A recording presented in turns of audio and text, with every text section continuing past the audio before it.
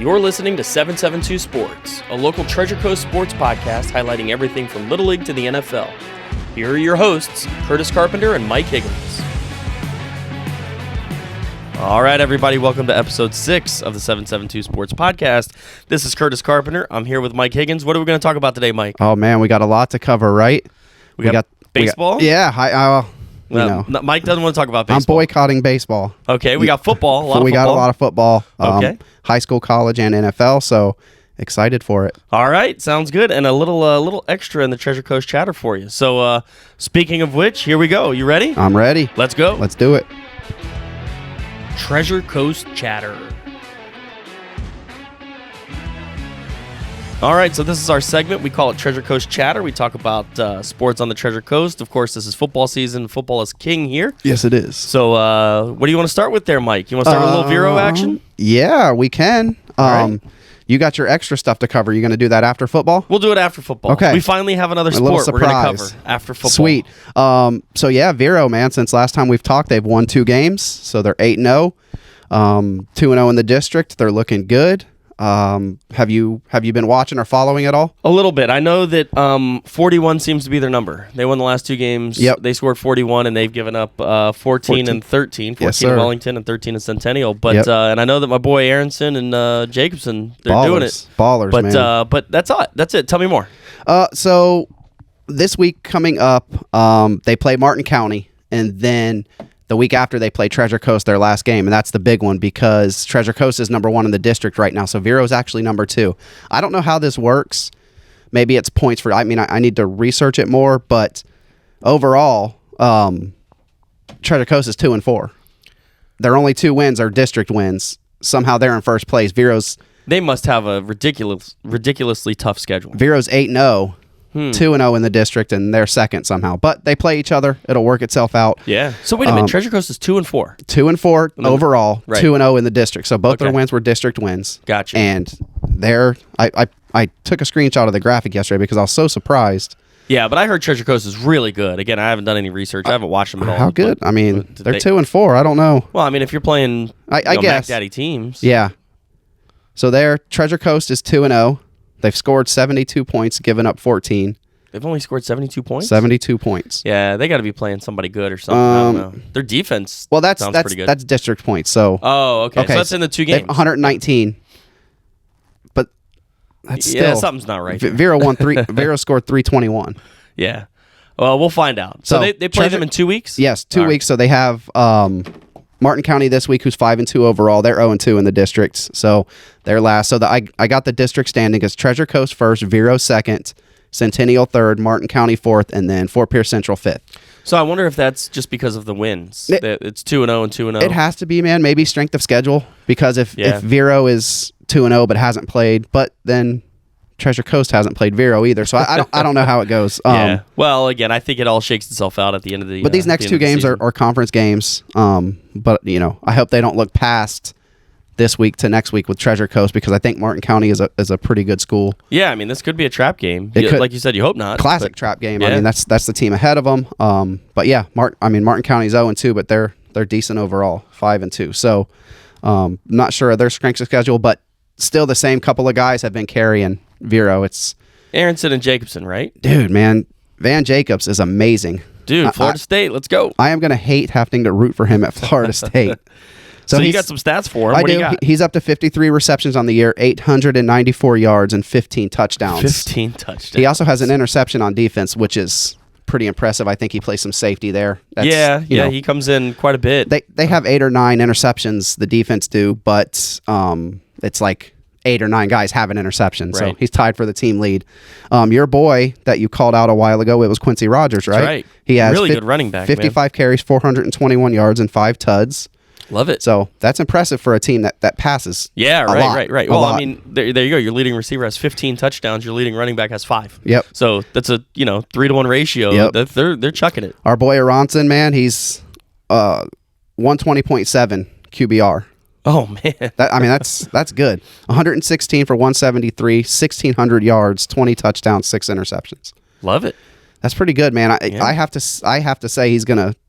He's only a junior too. He has another year. He's gonna get some major offers. It's gonna be tough for SMU to hold on to him. Yeah, I mean, if he plays like this, for the rest of the year, into the playoffs, they make a deep run, and then they do this again next year, there's no reason why this kid's not going to get bigger looks. I mean, again, I don't know his size. I don't know, a lot of the... he's a big kid, man. He's like 6'3". Well, it's funny. These programs, man, they really get specific about, like how tall is your mother? Their measurables. I mean, it's wild. So, if he fits all those specs and he's putting up these numbers, I mean, there's no reason why he's not going to get recruited by top 25 teams. The only thing about SMU is it's historically a pretty good quarterback college, and with Rhett Lashley, who has like a run and gun, like throw it 56 time offense, he has a chance to keep. He's a pretty ace recruiter too. Yeah, well, so we'll see how they go. I did find a couple defensive stats. Keyshawn Campbell leads the team.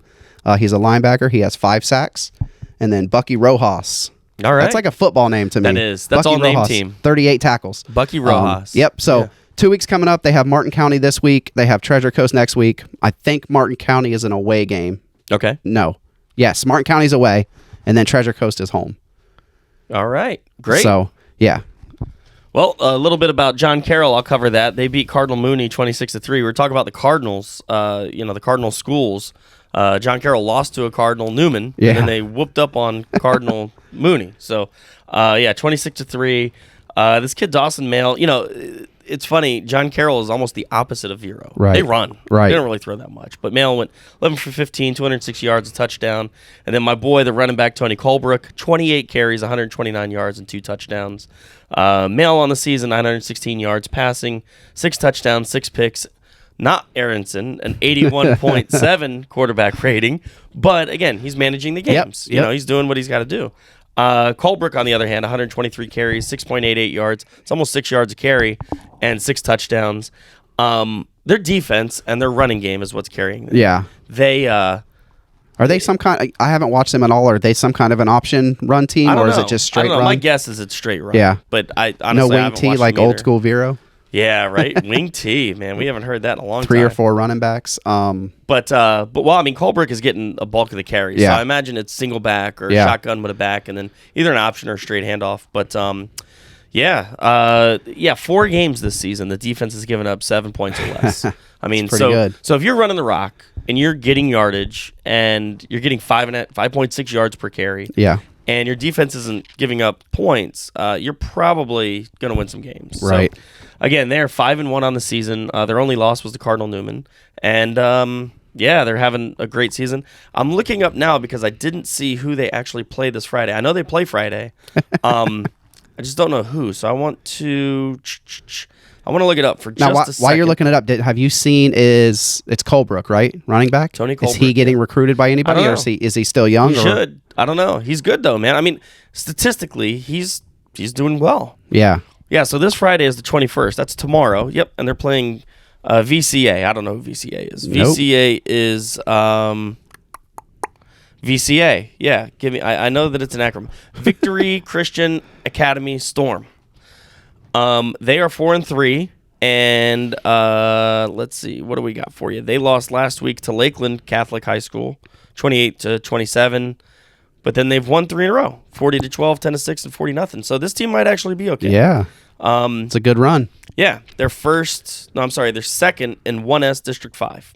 So, there might be a little challenge here, but I've got a feeling my boy Mickey Grudy will take care of business. Yeah. So tomorrow night, again, they're playing VCA, Victory Christian Academy. It is at home at John Carroll in Fort Pierce. And that's it. They play at Lawnwood, right? That's right. Okay. Yep. Good. Yeah, that's good, man. Do you want me to transition to St. Ed's? Sure. Yeah, what do we got for St. Ed's? Well, I forgot something about Vero I did want to mention. They are top 25 overall in the state of Florida. They're 24. This is for Vero. 5th in their class, 2nd in their division. And they were on the Today Show 2 weeks ago. Yes, that was cool. There was seemed like a little misinformation in there, but... Well, somebody somewhere on the Today Show said they were the number 1 in the state. Well... And I love Vero, and I'm a big Vero guy, but they are not number 1 in the state. No, so I don't know who said it. Not according to Max, but maybe according to somebody. Maybe according to whoever said it. Maybe, but they are not the number 1 team in the state. So if you're listening to this podcast and you're the one that said it, give me a call. I mean, you're wrong. I won't say who it is. I'll say off air who I think said it. I don't know who it was. I just heard that they said that they were number 1 in the state. 99% sure it was Coach Jankowski. Well, Lenny, I like you, buddy, but yeah, I hope you didn't say that. I could be wrong, but I'm like, he was the only one that spoke. Okay. So anyway, whatever. St. Ed's. They're 3-3 overall. Not having the greatest year. They beat Tradition Prep last week, 34-22. And they have Palm Beach Christian Prep this week, who is pretty good. I think they were 4-1 or 5-1. So that's going to be a tough game. As always, the story with them, they kind of go as Dylan Redmond goes. Yeah. I spoke to his dad this week, and next week he's going to come on the pod if we have room and talk about the team. I'd like to get a little, insider information on them, kind of see where they're at. But Dylan Redmond on the year, he's 49 for 94, 748 yards, 8 touchdowns, 3 interceptions. Pretty good numbers. He also has 24 carries, 221 yards, and a couple touchdowns. He also leads the team with 5 interceptions. And I think if I read it correctly, he had 3 last game and 1 for a touchdown. That is wild. I mean, mean, that's a wild game. I don't care what level you're at, in the high school game. I don't care if you're, a 4S or a 1M or whatever. Yep. Dude, if you're playing both ways and you lead your team in all those stats, you're doing something right. You're doing something right. This was the TC Palm headline. Thursday night turned into the Dylan Redmond show at Mersky Field as the do-it-all senior accounted for 350 yards of total offense, had 3 interceptions, including 1 for a score. Yeah, that's insane. That's balling. They play Palm Beach Christian Prep this week. Okay. So I think we already covered that. Just a couple other guys on their team. I don't want to just give all the love to Redmond. So Sam Thomas seems to be his go-to receiver. He has 16 receptions, 445 yards, 5 touchdowns. So that's pretty cool. Ethan Ball on the defense has 41 tackles. Beckley Waldrop and Patty McMillan have 2 sacks each. I think that's kind of cool. Redmond also has 15 tackles on defense. So, yeah, they kind of go how he is. In the future, I want to bookmark this podcast. I think the Nate Sparkman kid, who is going to be the next quarterback, is going to be really, really good for them. All right. Really, really. It's going to be hard to step into Redmond's shoes, I think, but this kid's good. He played baseball at Imagine when he was in 8th grade. Jacob was in 6th grade. Okay. The kid was taller than me then. He was like 6'2", so I think he's only grown since then. So he's in 10th grade. I think he's in 10th grade. So he has 2 more years after this. I'm pretty sure Redmond's leaving. I think he's a senior. All right. We'll find out next week. Yeah, so we'll talk to his dad. He has 2 years left, and I think the Sparkman kid's going to be really good. So let's bookmark it. All right. Cool. All right. It's October 20th, 2022. We're recording this at 8:30 a.m. It'll be put out later today. It's episode 6 of the 772 Sports Podcast, and Mike Higgins says Sparkman called it. Is the man. Called it. All right. This is a little Back to the Future type Back stuff. to the Future. Yeah. So you got some Sebastian stats for us? I do. Sebastian's 3-3. They lost to New Smyrna Beach last week, 29-7. Listen, Sebastian's just not a great team. I mean, I like them. I'm rooting for them. I hope that they do well. Christopher Harris last week went 12 for 22, 214 yards and an interception. They really split the ball up with the running back. So they had 5 different rushers, total of 19 carries for 51 yards. So they're just not running the ball. No. I mean, they're running it. They're splitting it up. They're not getting a lot of yards per carry. But Emmanuel McKenzie had a couple of those carries. He did get a touchdown. The defense allowed 219 yards rushing and 154 yards passing. I mean, you're just not going to win a lot of games. Yeah. You're not controlling the time. All the things that we talked about John Carroll, about how they control the clock, right. They control the ball, they control possession, they're not giving up points. It's the opposite for Sebastian. So if they can get that flipped around, I think they'll be all right. On the season, Christopher Harris is 49 for 103. He's got 670 yards, 4 touchdowns, and 4 picks. And then, again, the running backs, they just really split it up. Marquay Lynch is probably the leading rusher, I would say. He's got 34 carries for 134 yards and a touchdown. Jonathan Tumblin has 20 carries and 137 yards. So I don't know if you say their leading rusher is by yardage or by carries, but those are those two guys. Christopher Harris is having a great year. He's got 28 carries and 91 yards. Gavin Ford is their leading receiver with 11 catches on 160 yards. And Emmanuel McKenzie, who had the rushing touchdown last week, has 11 catches for 148 yards on the season. So, Sebastian, they're 3-3. They play Jensen Beach tomorrow night at 7 o'clock. It's on the road down in Jensen. And, that's your Sebastian River High School Sharks football report. I like it, man. I need to look at their roster and see who they have. I'm kind of big on recruiting, and I don't know. I know they have a kid at Bama right now, or they did. Yeah, that's right, because Saban flew the chopper in. Yeah. That was Parks, I think it was his last name. So I'm going to do a little bit of research and see who Vero and Sebastian and St. Ed's have right now as far as recruiting, and we'll report back on that next week. Once we get rid of baseball, we're gonna need to fill some more time. So yeah, well, I mean, speaking of which, and we'll allude to this a little bit later, we will be adding NBA and NHL to this podcast here next week. So there's more of that. Yeah. So yeah, once high school football's gonna be wrapping up soon. Yep. Baseball's gonna be wrapping up soon. We're gonna have football, or NBA, NHL, and maybe a little recruiting action. Yeah, you're gonna have to school me to some hockey. Oh, we got you. I've never watched a full hockey game in my life. Oh my goodness. He's gonna be hooked. But anyway, that's treasure. Oh, I have an add-on. Don't forget about that. All right, so football's king. However, I got something for you all.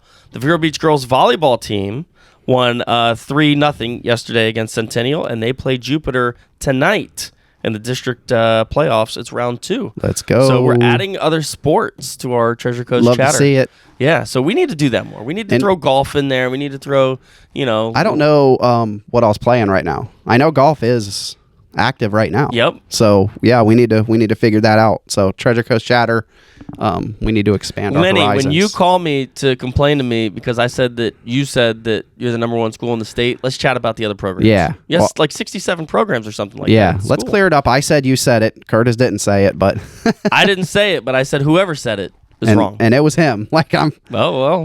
I would almost be willing to bet. So Well, anyway. all right. All right, that's Treasure Coast chatter. Up next, what are we going to talk about next, Mike? What do we have next? We have a little college football. Ooh, That's your let's do thing. it. That's well, yeah. All right, here we go. 772 Sports is brought to you by Vero Beach Social Media, your local digital marketing agency. From Facebook advertising to graphic design to podcast production, Vero Beach Social Media has you covered. Contact them today at 772-999-6636 or visit VeroBeachSocialMedia.com. College football, Gridiron Gab. All right, in this segment, we talk a little college football, which is Mike's big thing. Yeah. How are the Hurricanes looking, Mikey? Well, they won last week, so There you go. we're back on the right track, back to 500. Back in the saddle. Yeah, I think, things are finally starting to click. When you get a new coach in there, they're running a completely different offense than they ran last year. I expected some struggles not to lose to Middle Tennessee State. I don't mind the other 2 losses. North Carolina and Texas A&M are big-time programs. But the Middle Tennessee State loss I can't get over. Have you been watching Florida State at all? A little bit, yeah. They're doing better. They're not winning, but they're doing better. Does that make sense? Yeah, I mean, they've come back down to earth a little bit when, Well, Florida State 2 weeks ago, I mean, they had the NC State game in the bag. Yep. They were on like the 15 or 20-yard line. Jordan Travis throws a touchdown at the end of the game. You lose by 6 to a top 5 team in the country, which, again, that's a winnable game. They could have won that game. I'm not trying to say that they should have. They were down, 34-14 or something, right, and scored 2 touchdowns late to make it, within 6. But the point I'm getting at is Florida State is finally to the point to where I thought they would be. Right. Everybody, they went 4-0 and people were going Yeah, bonkers you about called this it. team. Yep. And I'm like, listen, when they're 4-3, we're going to see who they really are. And I think they're actually 4-3 right now. We talked about it on the pod that they were going to have a 4 or 5 game stretch where it's going to be hard to win those. If they win half of those and they've not started off great doing that.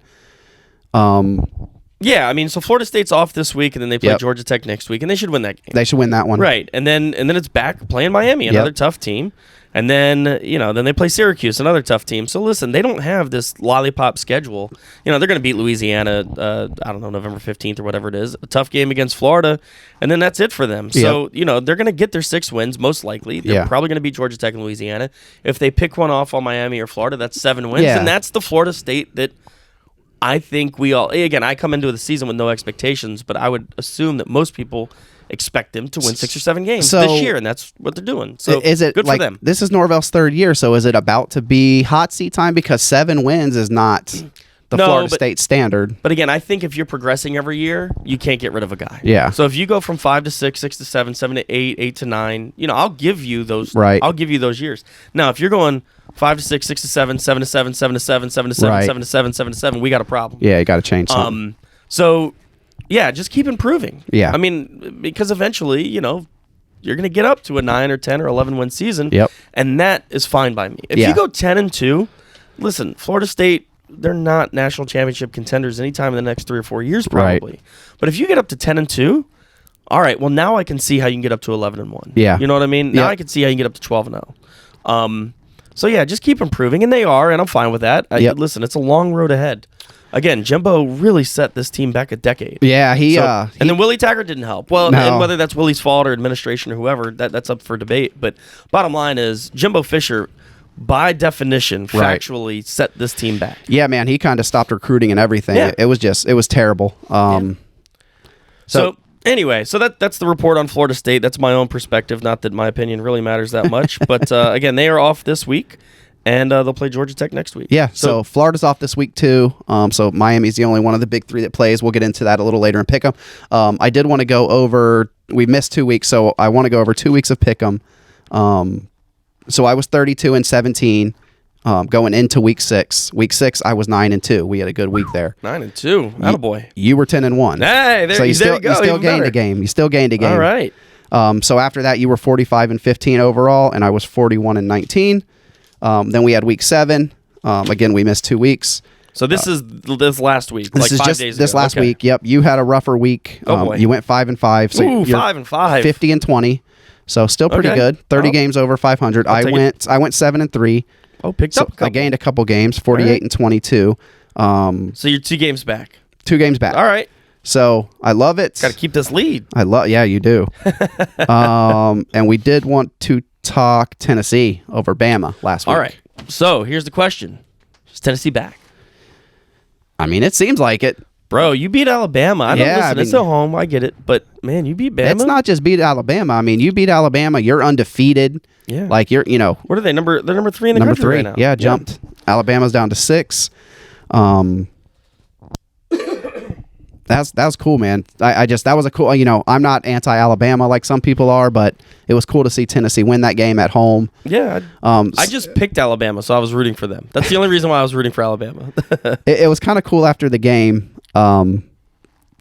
They ripped down the fans ripped down the goalpost, the students. And threw it in the river. Right, but first, and I got to find pictures and show you this, it ended up at a bar with them. Oh, my God. Like right outside the bar door, people are going through the goalpost to get into the bar, and then it ends up in the river across the street. So here's my problem with that. Yeah. Okay, celebrate. Yeah. You beat Alabama. Yep. It's great.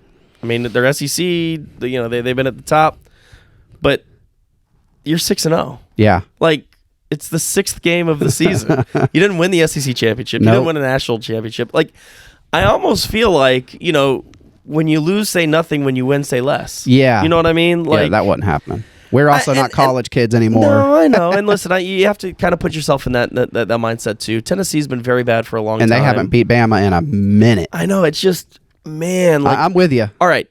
So, how much more can you celebrate?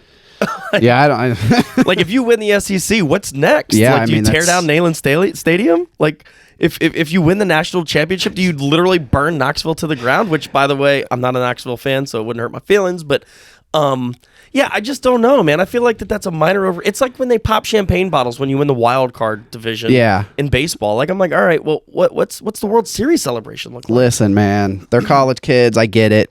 I guess that's the only take I'll understand. I did some stuff when I was college age. That's the only exception I can make is they're in college, fine. But I'm just like, man, that is a massive celebration in the middle of a football season. Yeah, it was funny, man. They pan up to the president. He's smoking a cigar, going, we can get another one. The president of Tennessee. So they didn't seem to care too much. A little bit of a we cover everything, so a little bit of a not so bright spot is I saw Jermaine Burton for Alabama on his way off the field slap the crap out of a girl. Really? And this is a news story now, so this is going to be he's an Alabama player. It's pretty clear, and you'll just have to if you look it up on ESPN, it's one of the top stories. I mean, he clearly hits her. That's not good. So I don't know what she was saying or screaming or doing, but I don't know that there's not that I don't know. There's 100% never excuse to hit a woman. Yeah. As a man. So what's going to happen to him? I guess they're going to review it, investigate it, and come down with a punishment. To me, what investigation you need? You watch the video and then suspend the guy for the year. Right. I mean, he should probably be in jail. Yeah, exactly. It's assault. But so the top 4 right now: UGA, Ohio State, Tennessee, Michigan. You like it? Yeah, I don't think that's going to be the playoff, Nope.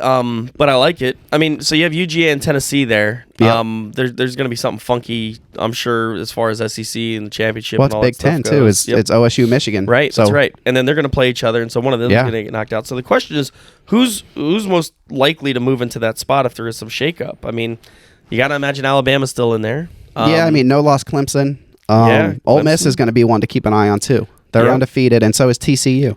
Well, and yeah, TCU. I mean, that's Yeah. one that came out of left field a little Yeah. bit. But yeah, so we've got what I think is going to be a lot of action in that top four, 5. Yeah, it's going to be fun going down the stretch. Yeah.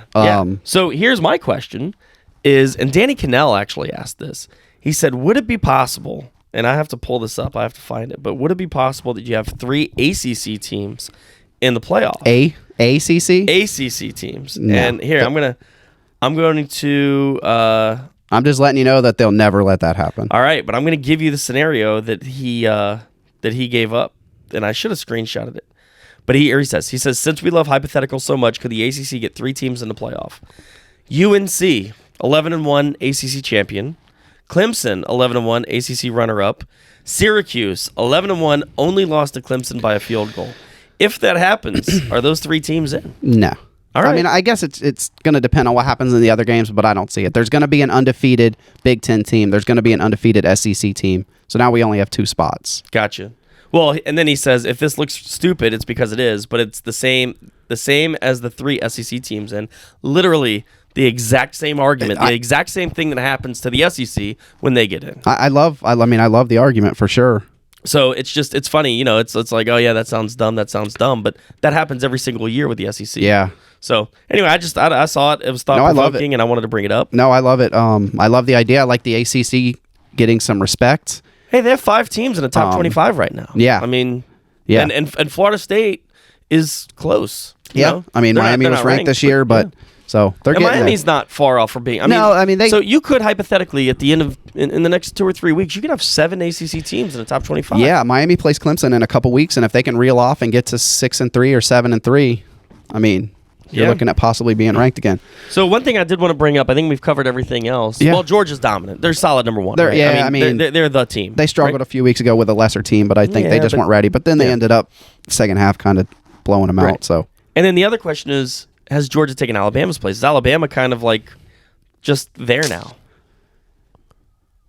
That's a good question. Yeah. I mean, I think they're both kind of there. I mean, Alabama definitely looks vulnerable. Yeah. And I mean, losing to Tennessee. Yeah. You're vulnerable now. Yeah.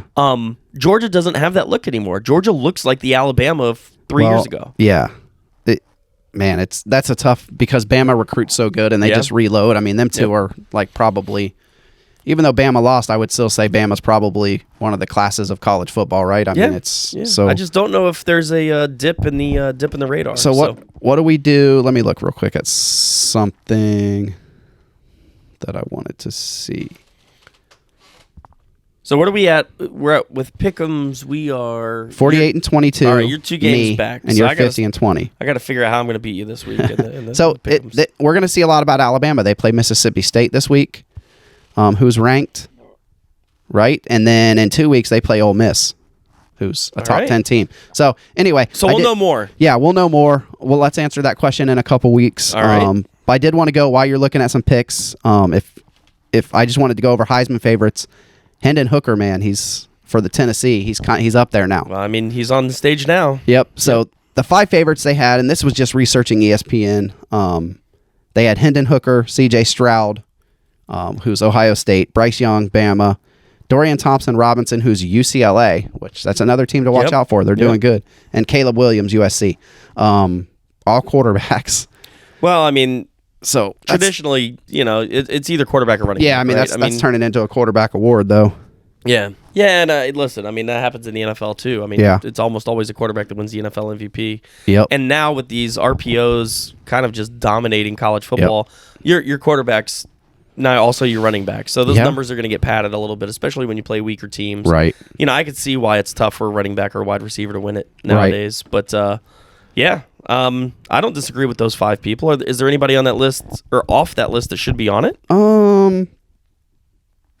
Probably not. I mean, Yeah. that's probably the 5 I would have. Yeah. I was surprised to see Dorian Thompson-Robinson in there just because East Coast, we are sort of shielded from West Coast stuff all the time, right? Yeah. But I'm happy for him. I followed his recruiting a lot. He almost went to Miami. Where's he from? He's from California. Oh, okay. Yeah, so UCLA No, makes no, sense. excuse me. He's from Las Vegas. He went to, I think it's Bishop Gorman. Is that the big one in Vegas? I don't know. That sounds There's a big casino in Vegas. I know that. Bishop Gorman. Yeah, so he's from out west. Gotcha. So I guess that kind of makes yeah. sense. He's not far from home. Yep. But yeah, all right. So there's the top 5 Heisman. You want to do pick'ems? Let's do it. All right, man. I always want to do pick'ems, Mike. So just to recap, I'm 48-22. You're 50-20. So Mr. No College Football is still whooping me. Just play the chalk. All right, number 14, Syracuse at number 5, Clemson. Clemson's favored by 13.5. Yeah, Clemson's gonna win that game. Yeah, the fairy tale starts to end for Syracuse. Yeah, I think so. I mean, listen, they're a good team, but they're not great. You Yep. know, I watched a little bit of their game last week, and it's funny, man. I know it's not called the Carrier Dome anymore, and I don't even know if it's in the same spot. But when I watch those games, it's like, is that Donovan McNabb back there? Like, is that Marvin Harrison making a catch? Like, it still looks, even with all the new technology and 4K televisions and all that, like, you can tell when a game's played in that dome. Yeah. It's funny. I don't know if they don't like the light bill being up high or something, but it's dark. I don't know. It's just funny in there. But anyway, that's my take on Syracuse. Okay, and next that's why one. they're going to lose to Clemson, because they play in the dark. So this is a weird one. Like, this almost feels like one of our little Vegas trick games. Or Ole Miss, number 7, at LSU. LSU's favored by 2. Yeah, see, again, that doesn't make sense. So I'm actually going to... They want me to take Ole Miss, and they want me to take those points. I'm going to take LSU. I'm going to take LSU because Vegas is tricking me right now. I'm going to take Ole Miss because I'm losing to you in the pick'em. How the hell is a top 10 team an underdog on the road? I know they're on the road. How are they an underdog against the team that lost to Florida State? I just re-looked it up to make sure. I'm like, that doesn't sound right. But how the hell that happen, Mike? LSU's favored by 2. Vegas. You're not getting me this time, Vegas. You're not doing it.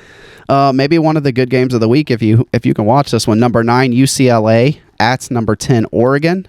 Oregon's favored by 6. All right, well, it's in Oregon. I've been riding the UCLA train all year. I'm going to continue, even though they're underdogs by a lot. I mean, 6 points, but I'm riding the UCLA train. We're different on that one. I'm taking Oregon just because they're at home. I can completely see UCLA winning that game, but I'll take Oregon, the -6. I like it. All right. So number 20, Texas is -6.5 at Oklahoma State, number 11. I don't understand this.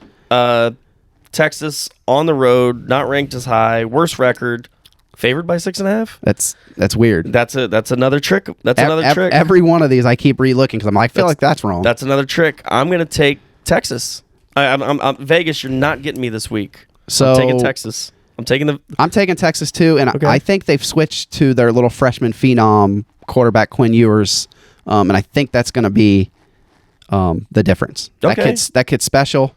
I could be wrong about that. Maybe he just played last week because somebody got hurt, but I like Texas there. Number 24, Mississippi State at number 6, Bama. Bama's favored by 21. Yeah, I think Bama is going to be pissed. I'm taking Bama. I'm taking Bama too. Yeah, I think that could be a bloodbath. Mississippi State, and I would love to see Mississippi State make a run here. That'd be kind of cool. But I'd love to be wrong on that one. Yeah, I mean they're like a baseball school, so you see them, and other than Dak Prescott, you don't really think much about Mississippi State, but. I would like to see them make a run, but Alabama's going to win that game, and probably by a lot. Okay, number 17, Kansas State. At number 8, TCU. TCU is -3.5 at home. I'm taking TCU.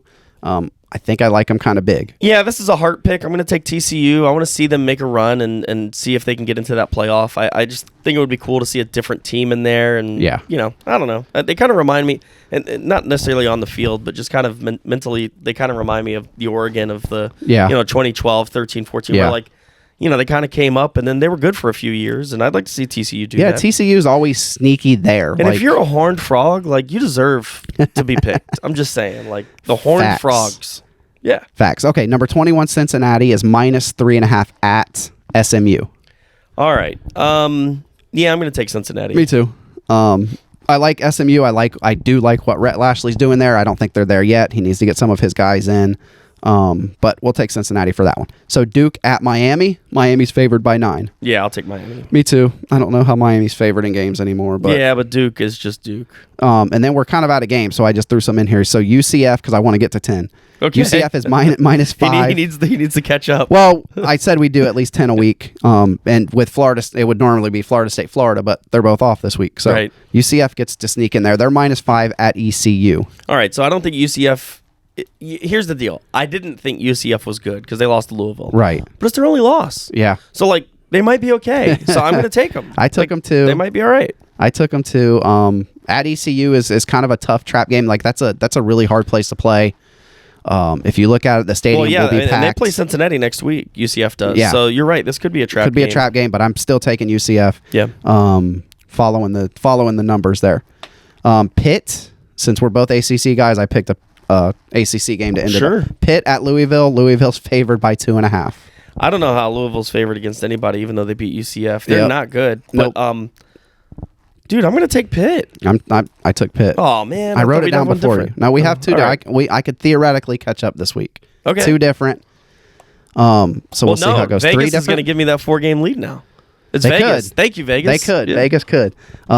So that's all I have for college football. You got anything else? I don't have anything else. Again, I hate weeks in which Florida and Florida State are off because being a Florida State fan, if they're not playing, I usually watch Florida to root against them. Yep. I watch Miami to root against them too, and I'll get to do that this week. I do the same thing. Yeah. My stepson's like, "Why are you watching the Florida State?" I'm like, "Because I hope they lose." Right, exactly. So I get to root for Duke this week, and otherwise that's all I got, man. All right, let's roll. All right, what are we doing next? A little baseball? Mike's favorite, baseball. I'm boycotting baseball. I'll have few words, but let's do it. Here we go.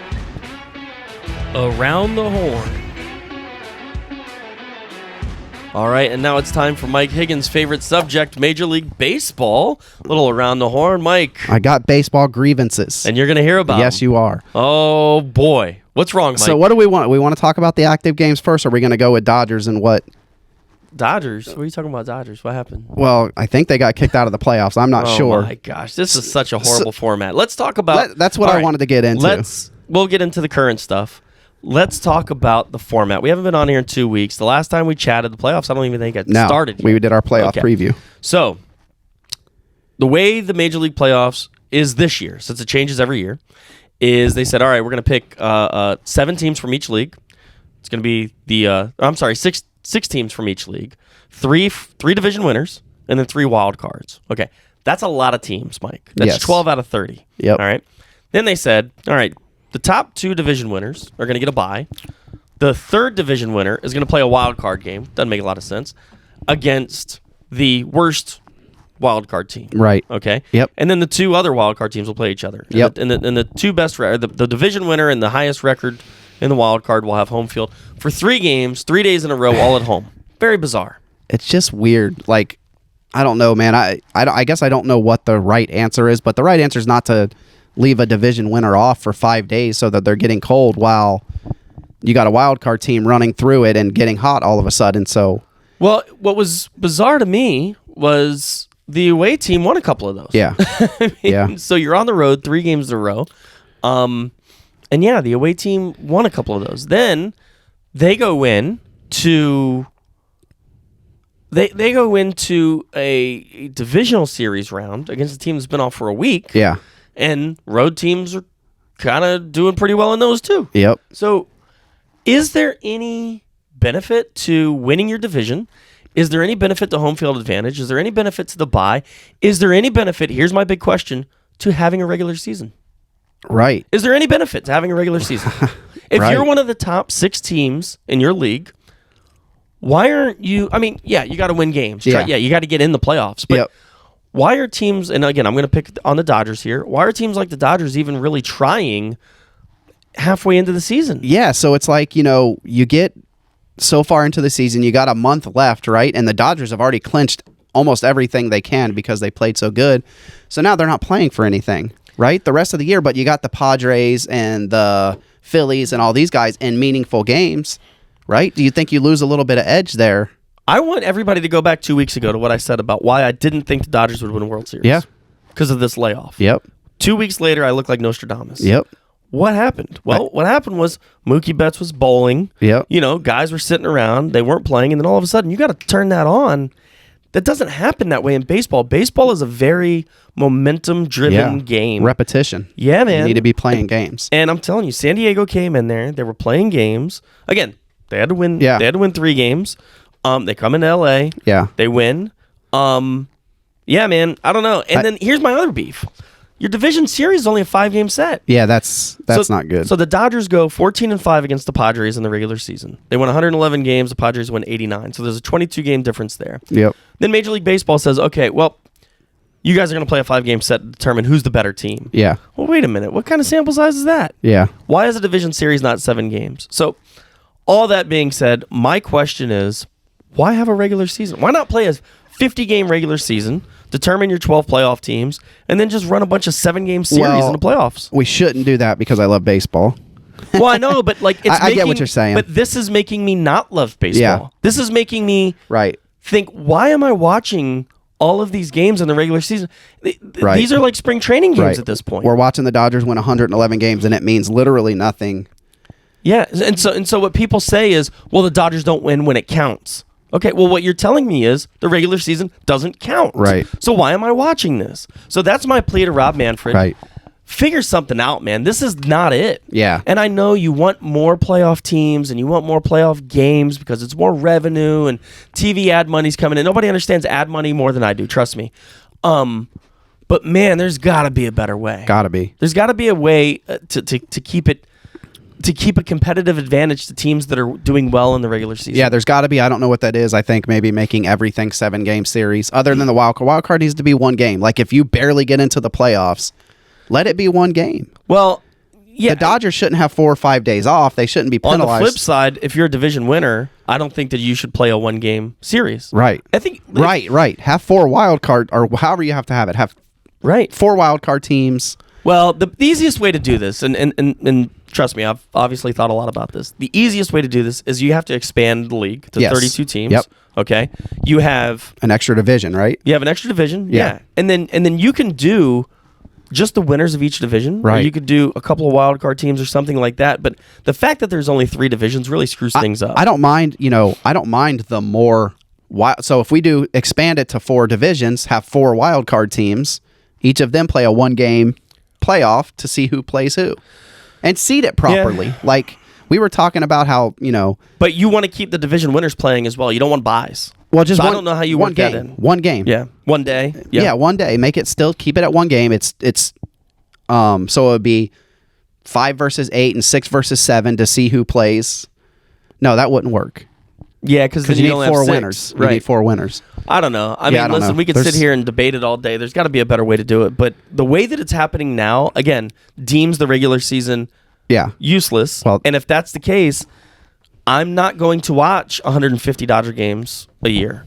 I'm going to watch 100. And I do love baseball, trust me. But there's no reason for me to stay up till 1 in the morning on the East Coast to watch the Dodgers in a game in July. Right. There's just zero reason for that. I would not do that for a spring training game. Why will I do that for a regular season game that's just as meaningless? Yeah, it pisses me off because I stay up for a lot of those games. And it's like... But it's finally hit me. I'm 38 years old. I've been doing this since I was a little kid. It's finally hit me. Yep. Regular season games are irrelevant. So, anyway, that's my take. Well, I wanted to talk about that first. I do agree with that, but I do not want to take some of the blame off Dave Roberts. I think he's a terrible manager. So my first inclination was Dave Roberts mismanaged pitching, and he did. Unequivocally, Tyler Anderson does not come out of that game, period. Right. He's cruising.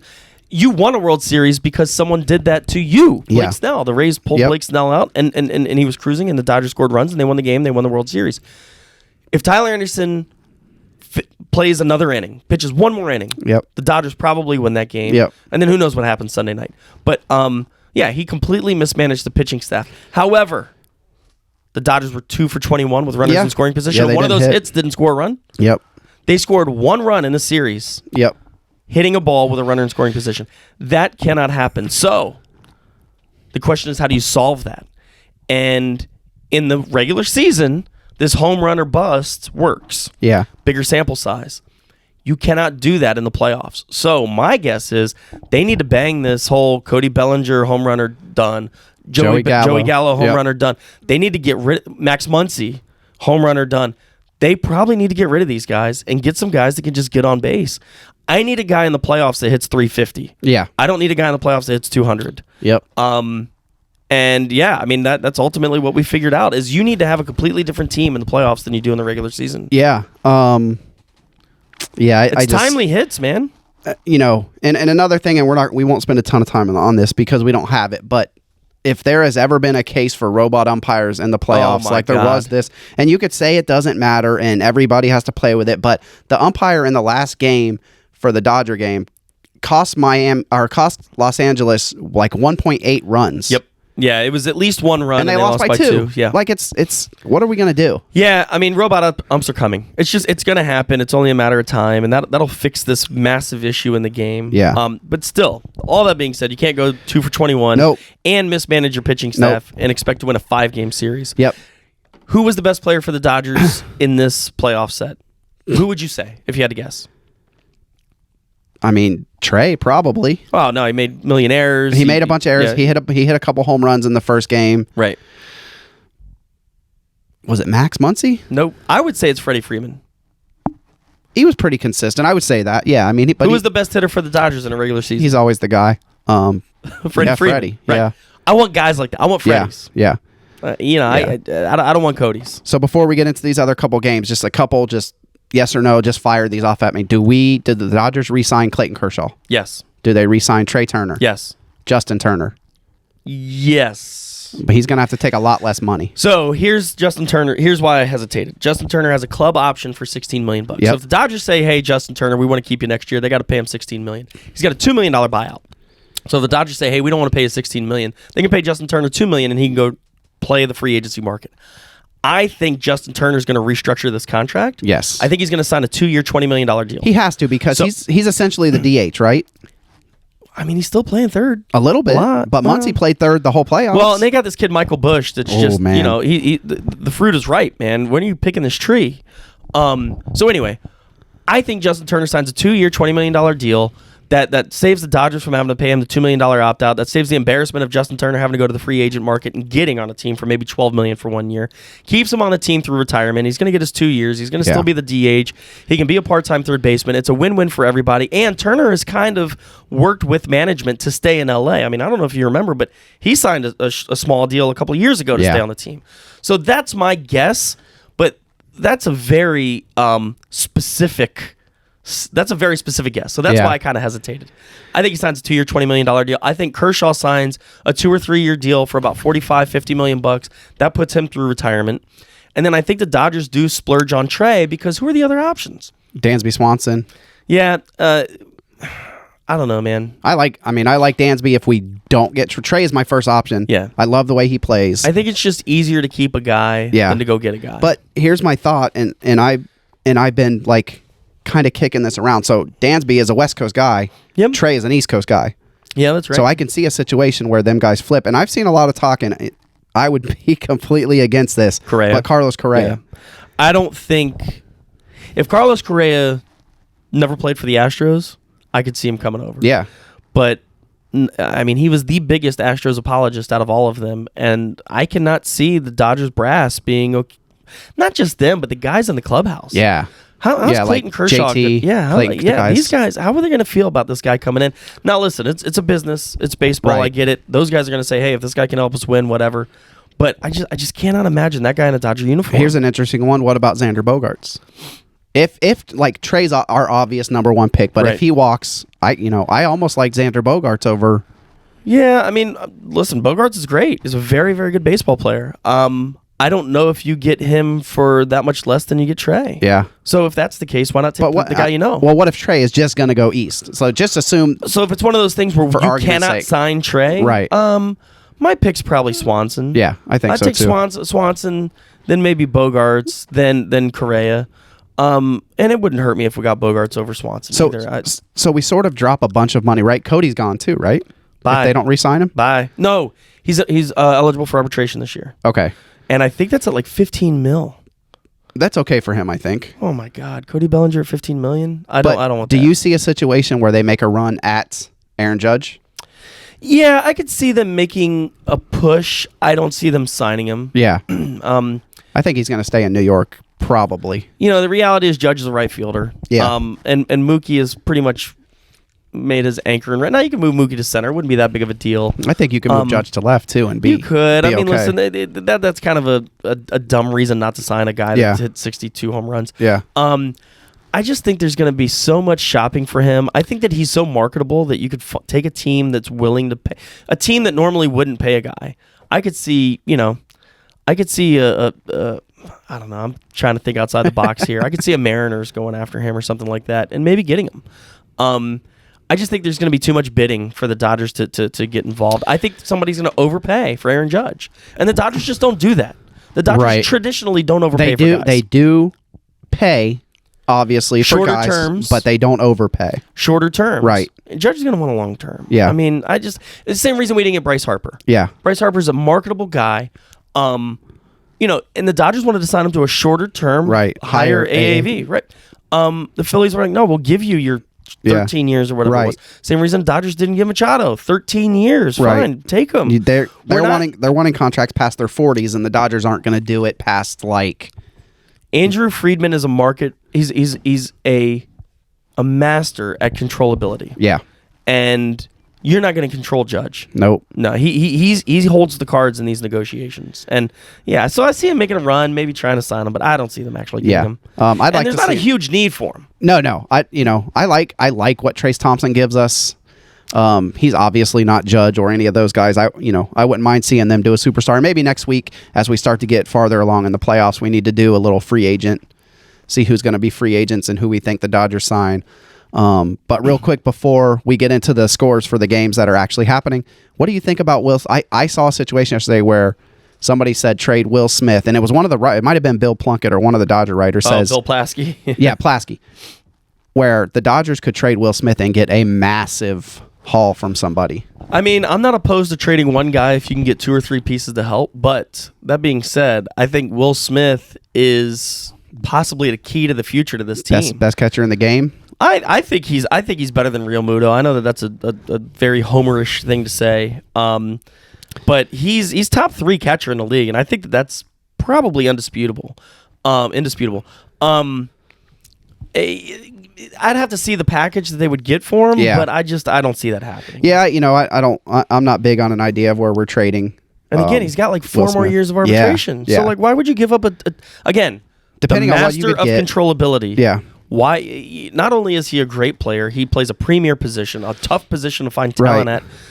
You've traded Kybert Ruiz because you had Will Smith. Yeah. Well, they got another one. I know. Diego Cartaya is there. Cartea's coming. But I just don't see that happening. But I'd rather trade Cartea for what you have in Will, and you know what you're going to have for the next 10 years. Yeah. So, unless you're going to offer me Shohei Ohtani or something along those lines, I'm not considering it. How many times did we hold up on trading Gavin Lux? Yeah. Because we thought he was the next great thing. Now, listen, I like Lux. Lux is there. He's going to be a second baseman for a long time. But, man, we passed up on a lot of great players because we had this prospect. Yep. Right? I'm not big on holding on to guys like Cartea. Right. Again, when you have a Will Smith there. Right. Now, listen, a guy like Michael Bush at third, we're going to need a third baseman in a year or two. Yeah. All right, fine. Hold on to that guy. I hate Muncy at third. Put Bush at third. I've told this story before, probably not on this podcast. When Max Muncy was at Baylor, teams were calling around, major league teams that were recruiting him, called the Baylor head coach to say, hey, this guy can hit. Where do you put him in the field? And the Baylor head coach's response was as far away from the ball as possible. Now, the guys, listen, you got to play in first, you got to play in second, you got to play in third, you got to play in all these different positions, but he's a jack of all trades. He's not a master of one. Right. This guy cannot be your everyday third baseman. No, he can't be your playoff third baseman. What he is he's a patch the hole when you have the hole, and he's a DH when the hole doesn't need to be patched. Right. And maybe that's the problem with Justin Turner there is, how many holes do you need to patch and what days do you need to patch them? Yeah. But Justin Turner is not much of a third baseman anymore either. He's just getting older. I love the guy. Yep. So you want to talk some scores? Yeah. What do you want to? Which CS do you want to go over first?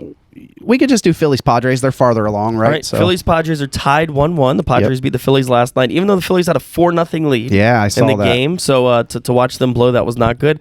I'm assuming you're rooting for the Phillies. I'm sure. rooting for the Phillies in the playoffs altogether. Yeah. Like, when we originally did our playoffs, I thought it was Astros Dodgers. Yep. So I think Astros are going to win it all, but I'm rooting for the Phillies. I'd love to see. Not friend of the show, but a guy we both have met, Nick Castellanos. Yep. Would love to see him get a ring. Yeah. Bryce Harper doesn't have a ring, right? No. So it'd be cool. He was gone from Washington when they won theirs. That year, yeah. So I'd like to see Bryce get one. Yeah, I mean, it would be cool to see the Phillies win. Out of the 4 teams left, I obviously don't like the Padres. I'm not a big Yankee fan, and I really don't like the Astros. So, the Phillies is who I'm rooting for. Again, that series is at 1-1. They play... No, they're off today. They play tomorrow, I believe. Yankees Astros today. So they're off today. So they play Friday. What time is that game Friday? Friday, 7:37. Okay. Ranger Suarez versus Joe Musgrove. Okay. Yep, Musgrove, shiny ear Joe. Yeah. Yeah. So I've never seen that guy get his ear rubbed in the playoffs, but that was weird. That happened. But so we'll see what happens there. Again, the series goes back to San Diego on Friday. It's tied 1-1. Go Phils. And yeah, I mean, we'll have an update next week. The series will probably be over by then. It is a 7-game set. Yeah. So maybe by next Thursday it'll be over, and we'll be able to give you some synopsis on that. The one thing cool from the game, and you watched it a little bit. Nola facing Nola was kind of cool. Like would be like. What does his brother go 1 for 2 against him? Yeah, yeah, he got a hit. But then Aaron Nola got the loss. So he got shelled in that 5th inning. Yeah, man, I'm telling you, San Diego. This is going all the way back to my argument about the regular season not mattering. This is perfect for the Padres. They're a team that's built for the playoffs. They cruise along the regular season, win 89 games, whatever, And now it's like, all right, time to turn it on. It's tough to turn it on, though. Right. But they have. Right. And now they've got that momentum. I mean, they beat their division rival. Yeah. San Diego could make a run in the World Series. I'm not happy to say it, but it's just a reality. No, and it's just, you have to be real about it. Like, watching those games and watching the atmosphere in San Diego was amazing. Now, it's the same thing in LA, but we let them take a game from us there, and the atmosphere when they were ready to clinch that series was it was rough, man. Unbelievable. But yeah, anyway, so that's the NLCS. The ALCS. So you're taking. I'm going to take the Phillies. I think they won a game in San Diego, which gives home field advantage back to Philly. They got a lot of momentum. I'm just rooting for them. It's a heart pick. Yeah. But I'm taking the Phillies too. I actually like Ranger Suarez a lot. I think he's a good pitcher, and I think he could possibly limit their bats in that game depending on how long he goes. So I'm going to take the Phillies in that series too. Again, that's more heart than I could easily, but you can easily see any of the 4 teams winning it. But yeah, I'll take Phillies too. So Yankees, Astros. All right, ALCS. Right now, the Astros, they won last night, so they're up 1-0. Yep. To give a little preview, the Yankees and the Guardians, the old Indians, they went full 5 games. Their last game got rained out, so they had to move it to the day before the ALCS started. So I mean, the Yankees, I think, were just kind of lost last night. Yeah. They lost. They're down 1-0. They play again tonight. And I think the Yankees are probably going to lose tonight. Yes, Severino against Valdez. Yeah, I think the Yankees are probably going to lose tonight. I think they need that day off to kind of regroup. Yeah. They're going to travel back to New York. Right, They're so going they to have a day, home. so they'll get Cole, hopefully, for Game 3. So I'm sure. No, or tonight. Tonight's game Severino. 2. So yeah, he'll throw Game 3. Then there's a night off, and then Yeah. So here's my take. I don't know if the Astros are that much better than the Yankees. Right. They're probably a little better. I think their pitching staff is deeper. I think the Astros are just going to win this series because, and again, you could call it an excuse or what, but man, the Yankees are lost right now, and you can't be lost 2 games out of a 7-game set. Yep. Now, Yankees come back and win tonight, I'm totally going to change my opinion, but I think the Astros win tonight. Yep. They may lose Game 3, but they're going to steal a game in New York, and then they'll win in 6 in Houston. Yeah. So I agree with that. Kind of a cool thing. I don't have much on the series. I didn't watch the game yesterday. I'm boycotting the playoffs. Well, I had it on. I was watching a lot of basketball. I'm just kidding. You have 11 TVs in your living room, so you're always Micah watching was every game. The Astros, and I couldn't. That's right. Your son's an Astros fan. Gosh. I have a real big problem with that. Him and I talk about it every time I see him. Yeah, it's a problem he and I talk about all the time. He's too. a little smug with his little Dodger comments. Yeah, I know. I got to tell him to calm down. He's going to get beat up. He's going to get beat up at home and at school. He's a great kid, though. Love that kid. He's a good kid, but he roots for the wrong team. Yeah, all the wrong teams. Anyway. The one thing that was cool, I think it said first time in MLB history that rounds overlapped because of the rain delay. It was the first the time the DS NLDS and the CS in the same day. Yeah. Yeah, I mean, again, I'm a nerd like that. Like, that was cool to me. Like, that's awesome. That doesn't matter. It means nothing. Well, but, I mean, it's a cool thing, I guess, because it's never happened. But I don't like it. Yeah. And it all comes down to Manfred. Yeah. Again, screwing up this playoff format. That doesn't happen if you do it right. So we're taking Phillies Astros. I'm saying Phillies Astros World Series, and I'm saying the Astros win it. I mean, the Astros are better. Well, than you the took Phillies, Astros, but didn't you? You took Astros. I took in our Astros in picks. the beginning, and I still think that they're the best team in the league. Yeah. And again, they're mildly better than the Yankees. Yeah. But again, this whole thing I think is going to throw the Yankees off. Yeah. So I had a question. Playoffs in the cold.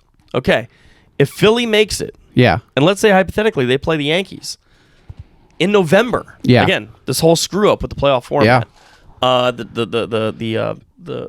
The major league, the players holding out. Yeah. That screwed us up. pushed everything That goes back. up 2 weeks, right? Dude, we could have World Series in snow, like a lot of snow. I got a problem with that. I do too. My team's not in it, so that'll be cool to see. But I know, but all right, so hey, congrats, you won all these games in the summer when it was 100 degrees. Now you got to go show that you're the best team in the world in 25-degree temperatures. That's crazy.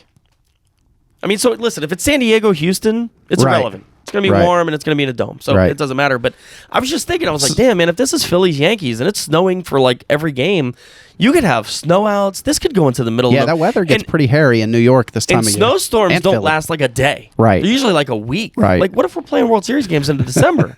I don't know. It was just something that I thought about. Yeah, so we talked about it. We made a big deal about it on the pod, so it's not going to happen. It'll now be Yeah, right. San Diego versus Houston. Yep. And Rob Manfred will be relieved of his sins. But anyway, it was just something I thought about. Yeah, So, I like it. well, we'll see what happens. But Yeah, man. anything else for baseball? I'm good. We're going to go to my favorite, the NFL. Let's Here we go. go. 772 Sports is brought to you by the Higgins Home Group. Let the tag team of Mike and Vicky Higgins help you either find your dream home or sell your current home for top dollar. The Higgins Home Group is one of Dale Sorensen Real Estate's premier real estate teams. Give them a call at 772-532-8148. Next up, Chalk Talk. All right, little NFL talk, Mike. National Football League. All right. Let's do it. How are the Dolphins doing? They're okay, man. They're 3-3. They didn't play so good since Tua's been out, but he's back this week. Yeah. I could definitely see them going on a nice little run, right? So, since we're starting here, they have Steelers, Lions, Bears, Browns, Texans. Steelers, Lions, Bears, Browns. Browns, Texans. I could see them going 4-1, Who are they going to lose to? 3-2 in that stretch. I mean, the Browns is going to be a tough game. They have a good I'm run actually of going game. to that game. I don't go to a lot of NFL games. That's in Miami? Yep. Nice. Yep. Are you going with Cole Yeah, Scars? that's right. There you Cole go. Scars. We're taking a bus down. Cole It's gonna be Scars a getting the blast. shout out in the pod. That's right. I see him handling all of those. I think Pittsburgh is backup Pittsburgh's quarterback gonna be- this week. Yeah. Or is I think it's Pickett back? Trubisky. I don't Trubisky? know. Trubisky doesn't scare me at all. Yeah. Kenny Pickett does a little bit because he's got legs. I've been a big Pickett guy from the beginning.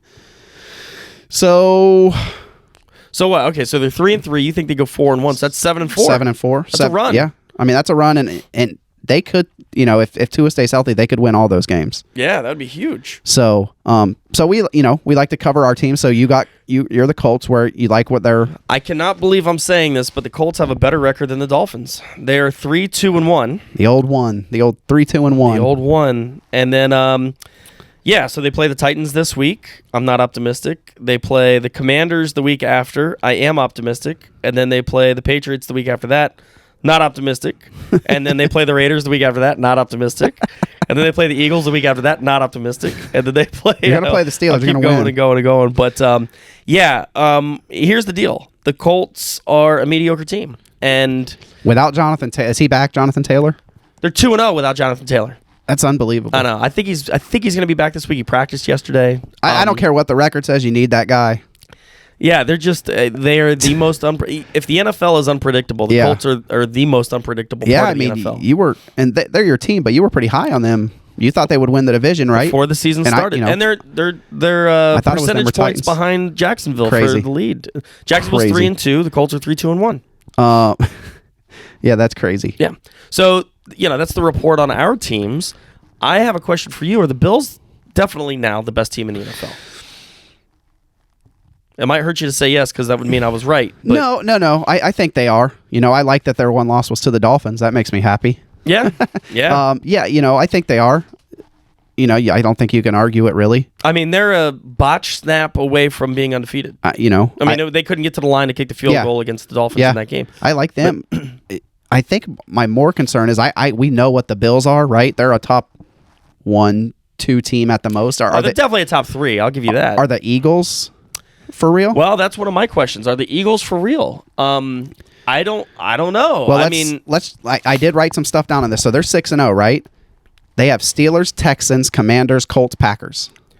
Dude, they could go. The Packers might be tough, but Packers just lost to. Well, again, it's a funky league this year. I think they beat the Steelers. I think they beat the Texans. I think they murdered the Commanders. And then I'm a huge Matt Ryan guy. I think the Colts can give them. I was trying to talk him up beginning of the season. He's made it hard on me. Although he played well last week. Yeah, he threw like 60 passes or something. Yeah, well, good grief! He had Jonathan Taylor back there 4 days. And speaking of that, 2 weeks ago we haven't talked since then. But I freaking pick up Nyheim Hines. I'm thinking it's going to be a huge movie. Gets 2 plays. I'm like 1 point. I'm like, all right. So yeah, there's. It's 11-0. 11-0. They're theoretically 11-0. 10-1 at the worst after that stretch. That's. Yeah, I don't know. They almost blew the game last week against the Cowboys. Yeah, they were 20-0 and barely won. So I have to stay in this division for my next question. You're going to have to eat some crow. What is the time? On the New York what's the timestamp, Giants? Vicky, what's the timestamp? The Giants are good. Their defenses, bro, really good. Vicky, my sincere apologies. My sincere apologies. And they're going to help you this week. They have the Jags, so. The Giants aren't bad. No. Now, that being said, are there any really bad teams? Texans, maybe? It's like every week, every team is in it. I could see every team winning. There's a. So, I watch every game. You know that all the games are on at my house. That's kind of like a running theme in this podcast. So, I had all 8 games on at 1 o'clock last week. Yep.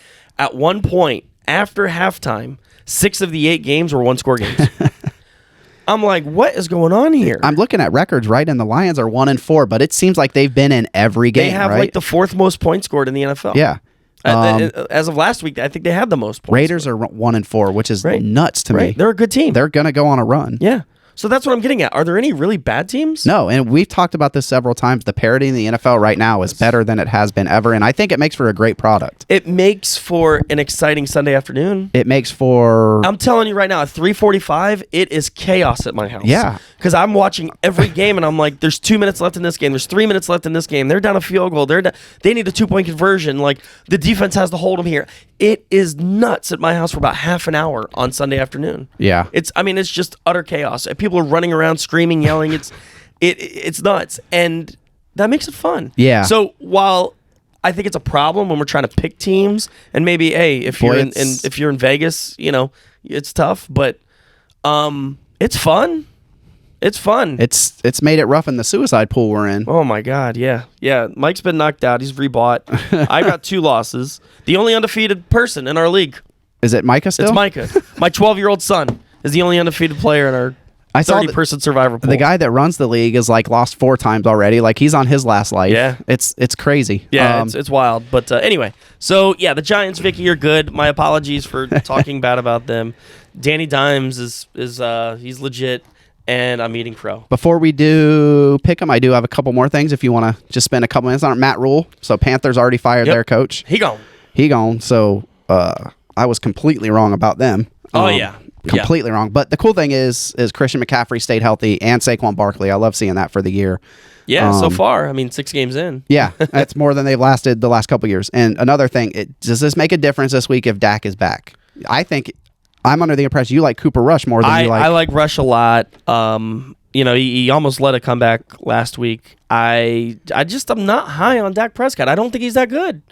And he hasn't shown me any reason to think that he's that good. And Cooper Rush, again, you could say, oh, well, his numbers aren't great. Well, listen, the guy's 5-1. Yeah. So, or 4-1 or whatever he is. I like Rush. I hope he comes back. Now, is there a huge difference if they bring Dak back, are they going to be any better or any worse? It's probably negligible. Right.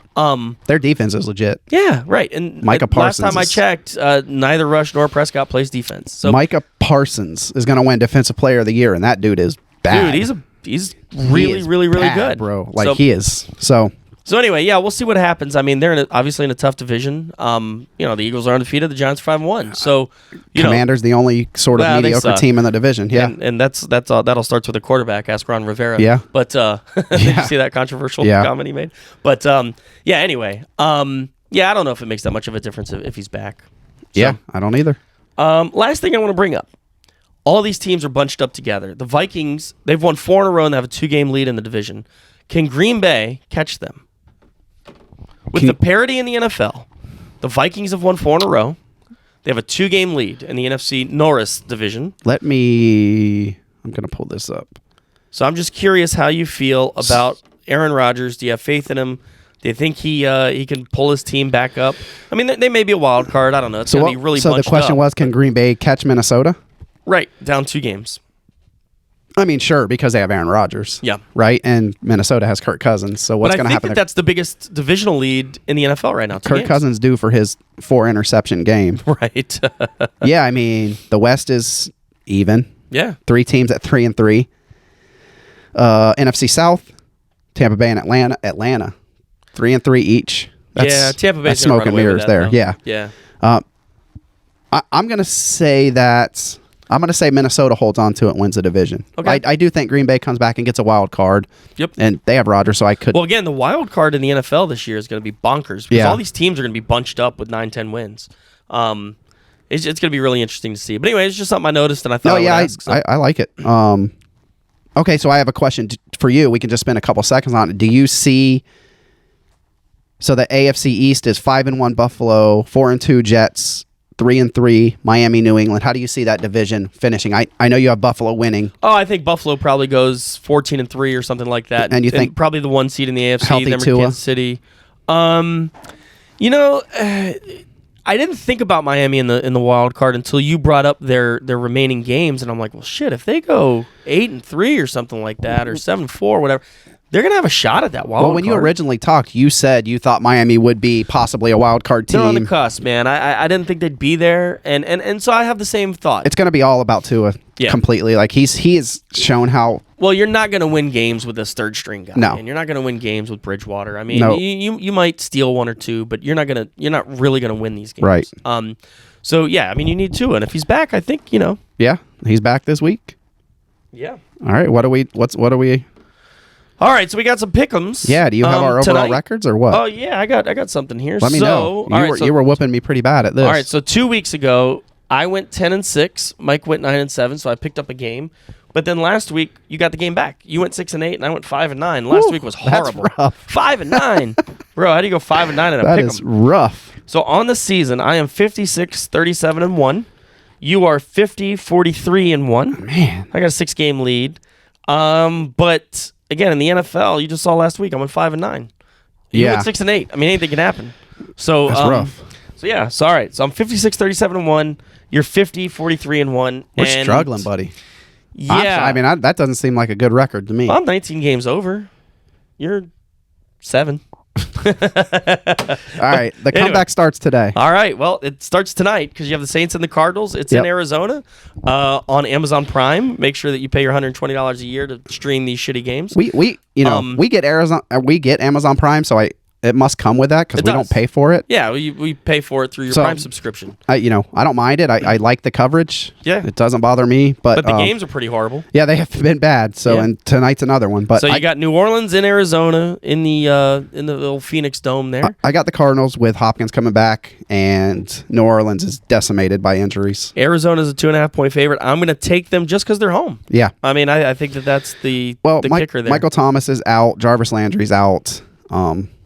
I think I read that. Who's their backup quarterback again? Andy Dalton. Yep. Andy Dalton's going to be playing, so I like the Cardinals. Old famous Jameis can't stay healthy.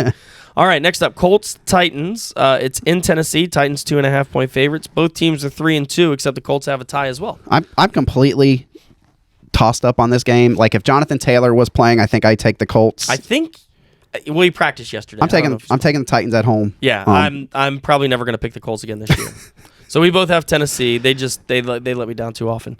Atlanta and Cincinnati. Let's see. The Bungles are at home. They are 6.5-point favorites. They're both 3-3. I like Cincy big. Yeah, I don't know if I like them big because it's the NFL and everything's a one-score game, but I do like Cincinnati. Well, yeah. I think Atlanta's smoke and mirrors. I think 6 is big.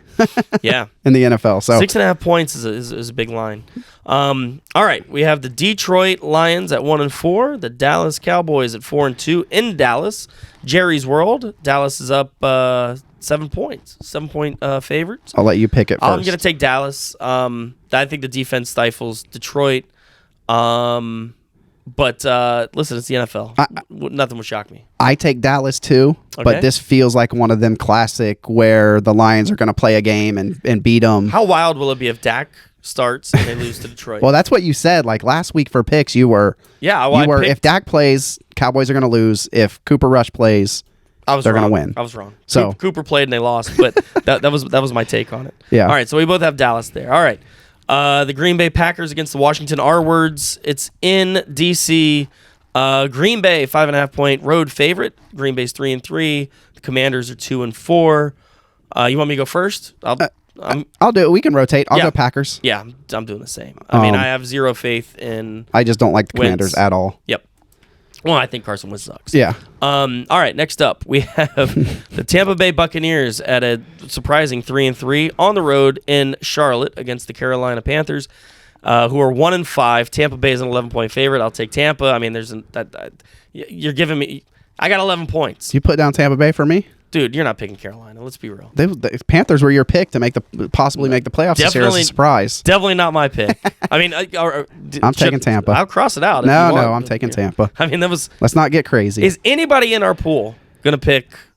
Well, not our pool. You're not in our pick'ems, but I'm curious to see. I'm gonna pull with like 160 guys. I'm curious to see if anybody picks Carolina. There was a game. It was the Washington game. Who were they playing? The Thursday they played Washington versus it was somebody not good. Washington versus it was such a boring game that 2 Thursdays ago. Yeah, but everybody picked Bears. Oh, that's right. Everybody in our league picked the Bears, and Washington won. That was funny. Yep. All right. Let's see. Bucks Panthers. All right. Next up, the really good now New York Giants. Well, let's see if you're going to stick with your thing of never ever picking the Giants to win a game. I'm taking Giants. All right, hold on. Let's get through the preview first. New York Giants in Jacksonville. They're playing the Jaguars. Giants are 5-1. Jaguars are 2-4. Jacksonville, 3-point home favorite against a team that is Vegas, 3 games better than them. Vegas is going to get you. Vegas is going to get me. I'm taking Giants. I'm married. I'd like to stay happily married. I'm going to take Jacksonville just because I gotta hold my. Although I said that's a win-win for you now. If Jacksonville wins, you're gain a game on the pick'em, and if they lose, you gain a game in your division for the Colts. Hopefully. That's right. And Vicky's not going to be happy with me for that pick. Don't listen to this part. Just listen to the other part. All right, here we go. Cleveland Browns 2-4 facing the Baltimore Ravens in Baltimore. Baltimore 6.5-point favorite. What do you got? Oh, I'll go. I'm taking Baltimore. Me too. Yep. All right. I like Cleveland. I'm going to go to a Cleveland game. I got friends that are Cleveland fans. Yeah, the Colescars are going to be mad at us. Yeah, but I mean... But Cleveland hasn't been played very well. Nah, they're not. Watson comes back. Like week 12 or something. Or are they going to be able to keep their head above water enough to be in the playoff hunt? Well, like I was telling the Colescars, I think this is kind of a lost season for the Browns. See what you got. Next year, let Deshaun come, with a full season of play. Deshaun doesn't have any massages scheduled or anything, God, does he? I hope not. They better keep that guy under lock and key. House arrest. That's it for the 1 o'clock games. We've got 4 o'clock games. The first one, the New York, actually were pretty good Jets at 4-2 against the Denver Russell Wilson sucks Broncos at 2-4. It's in Denver, and Denver's a 1-point favorite. I actually just changed my pick to Denver. I had it. I just saved it on my pick. I'm taking Denver. I think Russ finally finds a game where he throws for 250 yards and 3 touchdowns. I cannot picture in an infinite amount of universes a reality where the Jets win in Denver. So they're probably. I just can't see that happening. I just can't imagine that. So Jets are going to win. Jets are probably going to win, but I'm taking Denver. And so yeah, me too. All right, we have the Houston Texans at 1-3-1 against the Las Vegas Raiders at 1-4. It's in Vegas. Vegas 7-point favorite. I mean, Raiders, right? Yeah, right. I mean, I almost wrote OAK for our picks, but that would have been okay. We LV. would have known. Yeah, we would have known. We'd have figured that out. All right, we're both taking the Raiders. The Texans suck, and the Raiders are a lot better than the 1-4 record says. Yep. All right, we have the Seattle Seahawks 3-3, Los Angeles Chargers at 4-2. It's in LA. Chargers are 6-point favorites. I'm taking the Chargers. Yeah, I mean, I'm gonna call them the San Diego Chargers because that's what they are to me. So Chargers. Playing this at Jack Murphy Stadium. Yeah, Chargers, and I think Geno Smith comes back down to earth a little bit. He's been crazy good. Yeah, so, yeah. or I should say crazy efficient. Yeah. Not making too many mistakes, but I like the Chargers. Yep. All right. Then we have another Sunday 4:00 game, a really good one. Great game. Yeah, that's going to be the Kansas City Chiefs at 4-2, facing off against the San Francisco 49ers at 3-3. The Chiefs are the road favorite with 2.5 points. I'm going to pick Kansas City. I know you like when I go first. I mean, I'm going to take Kansas City too. Yeah. I really don't change my picks even when you go first. They lost last week Yeah. to Buffalo, but they're good, man. Yeah, they need are this win. And they can score so fast. Yeah. Golly. Yeah, I thought losing Tyreek Hill was going to be a problem, but man, they Yeah. filled that gap. Yep. So All right, Sunday night foosball. Your team down in Miami. Yep. The Dolphins face off against the Steelers. Steelers are 2-4. Dolphins are 3-3. The Dolphins 7-point favorites. Wow. I like the Dolphins by 7 if Trubisky's the starter. I think it may be a little closer than that if it's Kenny Pickett, but I like the Dolphins. One score game. I think the Dolphins win it. They're at home Sunday night. Watch the Dolphins defense, man. They're fun to watch. They're good. Yeah. Getting a little banged up though, We but usually have them on one of the big TVs at the house on Sunday, so I do get to watch them a lot. But I think the Dolphins win that game. Yeah. Again, the Steelers they picked one off against Tampa, but I think that's a fluke Yeah. type thing. All right, Monday night. The Bears 2-4 facing off against the New England Pat Riots at 3-3. New England 7.5-point favorite. Monday Night Football at home. New England against the bad Bears team. I know you got the Bears in the upset. Yeah, right. I have New England. New for the England record. big at home. I Bill Belichick is Do we the have man. any different? We have a couple. I think one, maybe the. Jacksonville and the yeah. Giants is the only. We have one different. I can only make up one game. I might have to relook at this and change some stuff. Well, too late now. All right, so those are our picks. Again, for the record, I am 56-37-1. Mike is 50-43-1. We He can get pick it. up a game this week if the Giants beat the Jaguars. We get it. You're good at this. Well, no, I just pick the same as you every time. That's all.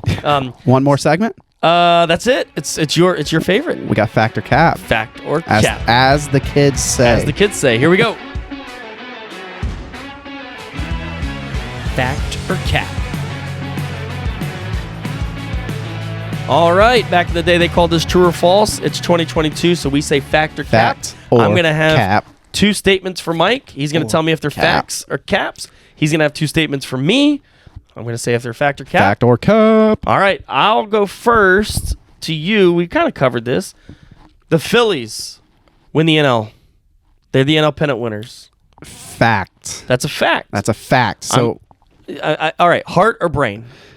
Or both? Heart for sure. Okay. Because I could completely see San Diego winning that. Yeah. This is definitely a heart thing for me. I'm going to say fact. But yeah, the brain doesn't know what to do there. Yeah. All right. Mine all right. to you. Yep. The second place Colts right now will make the playoffs. Fact or cap? Cap. CAP. Whoa. There's two. You had them winning the division before the season, right? Yeah, but that was before I actually watched them play. They're no. He looked good last week. I think it's cap too. I think Matt Ryan has finally started to look his age. Other than last week, he looked the really offensive good. line sure helps. But I mean, I will say your boy Pierce starting to come out a little bit. Little coming out party. So in week 1, all right. So before the season started, Alec Pierce, the Colts' second round draft pick, their first pick. I was high on. I was like, man, I've watched him in camp. He looks good. He's got hands. He's got speed. He can run routes. He dropped a touchdown pass in week 1. Mike's like, what's up with your boy? And now last week he finally showed what's up. So he is the absolute number 2 behind Michael Pittman in Indy, and I like him. He got one. All right. So that's a cap. Colts do not make the playoffs. Okay. All right. capping. Last one for Mike. Tua takes every snap Sunday night against the Steelers. Every quarterback snap. Obviously not for punts and stuff, but I say facts, except they do sometimes run a little wildcat where a running back will take a snap But I think he'll be on the field for every offensive snap. So he's not going to get hurt. That's the Not going to get hurt. Okay. It seems like every time I watch Tua, he gets hurt. I think he was fine to play last week, but because of everything that went on, they had to hold him out for another week. Like they had no choice. He cleared concussion protocol before last week. But I'm okay with them keeping him out. I think he stays healthy. All right. You? I say that's a fact. Yeah. Although every time I watch a game, he's hurt. So that's why I was like, I got to ask that. All right. What you got? All right. This one, you're going to like this one. Oh, boy. Will the 5-1 New York Giants make the playoffs? Oh, God. Do we need to just do a quick refresher of their schedule? Do we need it? 5-1 Giants. All right. So the Eagles win the division. So they have to be a wild card. They're... Let's listen. Jags, Seahawks, Texans, Lions. Next 4 games. God damn it. All right. It's a fact. It's a fact. I can't believe I'm saying that. The Giants are going to make the playoffs this year. They still have the Colts to play too. That's another win. Yeah. Yeah. There's a very good pathway. There's a very good pathway for the Giants to make the playoffs. You hear that, Vic? He's changed his tune. Vicky. He's a big Giants guy now. Go Giants. All right, that's it. I think it's fact 2. They make it. All right, so that's it for this episode number 6. Yep. Episode number 7 might run a little long because we're going to add some NBA and some NHL. Yes. We're going to have a Major League playoffs to go over. We're probably going to have some CS winners. Yep. We're going to be talking about the World Series at that point. We're going to have another week of NFL we got some soccer to talk. We got some Orlando City. No, they lost. We don't talk about that anymore. Never mind. They're out. No more soccer. And Curtis is going to give me a quick tutorial on hockey since I've never watched a game next week. You're going to have to watch a game before next week, Mike. I will. I'll give you a schedule. I'm going to be a fan of the Panthers. Pick the Lightning. They're better. Are they? Yeah.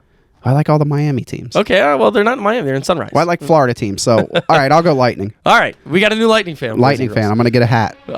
All right, that's it from us. We will catch you next week. Thank you all for listening. Follow us on Twitter at 772sports. Check you later. Let's go.